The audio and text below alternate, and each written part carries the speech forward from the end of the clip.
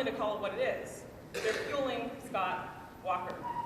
Did 200,000 of their million fuel Scott Walker? I don't know. Did their millions help get Scott Walker in office? Of course.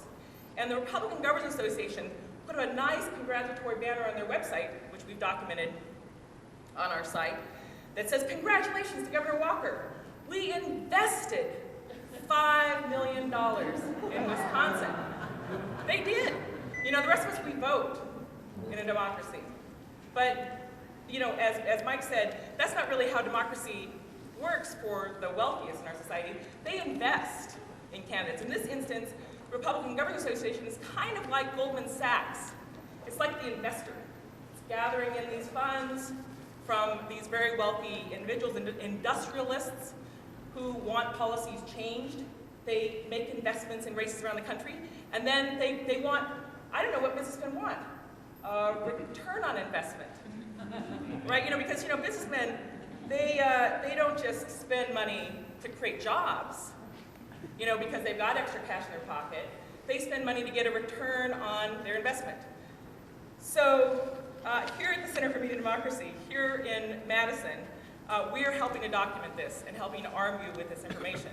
Because the fact is that in a democracy, people vote, and people's votes should count.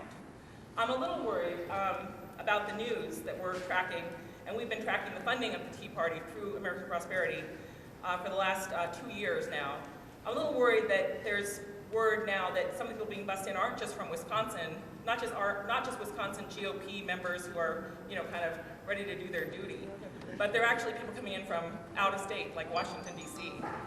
And the last time that happened, I don't know if you remember the 2000, election. The 2000 decision by the Supreme Court to basically overrule the popular vote in this country and install President George W. Bush in office on a partisan vote by the Supreme Court to stop the recount. There was incredible media coverage of these protests down in Palm Beach County. And there were people, they were pounding on the doors. They were saying, "We want our democracy, we want our votes counted." And it turned out, after the dust settled, that those actually really weren't, for the most part, Floridians. They were people who were bussed in by other people in this sort of shell game to pretend, to pretend that they were, real live Florida voters who were upset. So when I was in Washington, one of my jobs was at the Justice Department. I was Deputy Assistant Attorney General. I was one of the advisors to Janet Reno. I was a career advisor, so I had to greet John Ashcroft when he came in and brief him on the state of government, on the state of the Justice Department. And as I met the team that came washing through the halls in those first few weeks in Washington in the dark days of 2001, I noticed these little things on the desks of many of the guys who were from Texas and Virginia and South Carolina and Alabama. And I finally got closer. They were paperweights, and they were sparkly. And in them, there were chads. Chads, the things that were counted. And the paperweight said, "Bush Cheney Recount Team 2000. Right? I want to throw the paperweight out the window, but I didn't because, I'm a nonviolent girl. But they basically hustled the local officials, they hustled the media, they busted their people to create the appearance that there were all these people who were on their side, and I'm a little worried that they're going to try to do this again in Wisconsin and elsewhere. The fact is that we know that corporations aren't people. Apparently the Supreme Court doesn't. We know because corporations, they don't breathe, they don't eat, they don't sleep, they don't have belly buttons. Key factor, They don't really care if the water is bad. They don't care if the working conditions are terrible. They don't care what the wages really are. Bottom line is profit, 100%. But we care. And that's why corporations actually shouldn't be involved in our elections.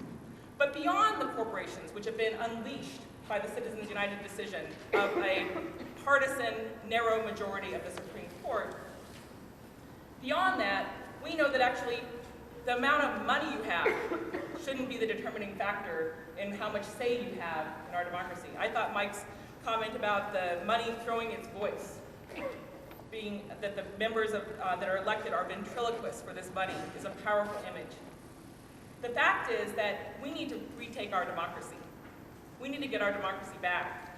And I think that in this circumstance, we're at, and I'm not, although I may be throwing a little bit of hyperbole, I don't think I'm exaggerating to say that this is, in a way, a concord in the history of our country.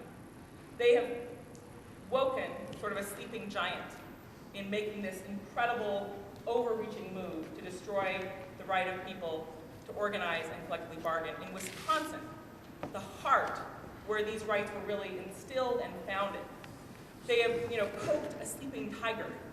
And I think that they've underestimated us, right? They have underestimated us. Yeah.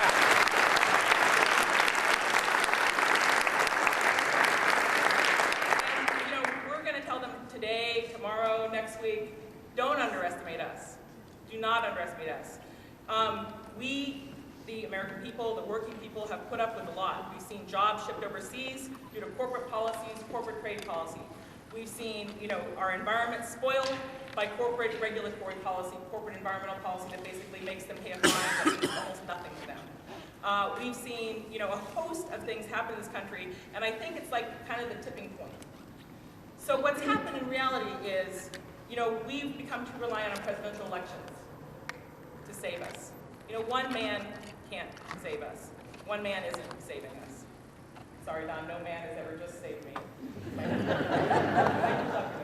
But one person can't save us, and we relied on a president to save us and fix us and fix the policy. But with the changes in the elections, since the decision that money is speech, and then the follow-on decision, the flowering of that decision, that in fact corporations can spend unlimited money influencing our elections without reporting it, without disclosing fully who they are, and the corporate scions, corporate leaders, CEOs who have been enriching themselves at the cost of your labor, at the cost of your jobs, can spend unlimited money through all these little front groups, all these different organizations to spread their money around, to make their investments. The idea that someone can spend that kind of money and not be held accountable, basically buying offices in a general sort of way, or at least investing in offices that they want to hold, that idea we have to reject, because it is the case that our democracy is at stake. And that's why I and the Center for Media Democracy helped co-found Move to Amend. We're so proud of the Move to Amend chapter here in Wisconsin and the great work that's being done on the ground by Kaya Rebane and the whole team. We've got a resolution coming up in Madison. We're so proud to be part of or Dane County. In Dane County. All of Dane County, the resolution, all Dane County people, see the people in green. We're so proud to be part of this fight with you. We're so proud to be giving you a resource like SourceWatch so you can look up who the bad guys are and help write what you know about the bad guys. We're happy to be blogging and making sure that people are connected, and we're telling the story about the analytics behind this stuff, like stories like, cutting taxes don't create jobs, doesn't create jobs, puts more money in the hands of the CEOs. They're not actually taking the money and creating a job. They create jobs when there's demand.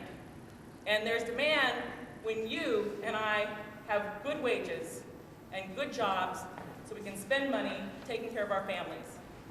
So I'm here with you. Let's have a great day today.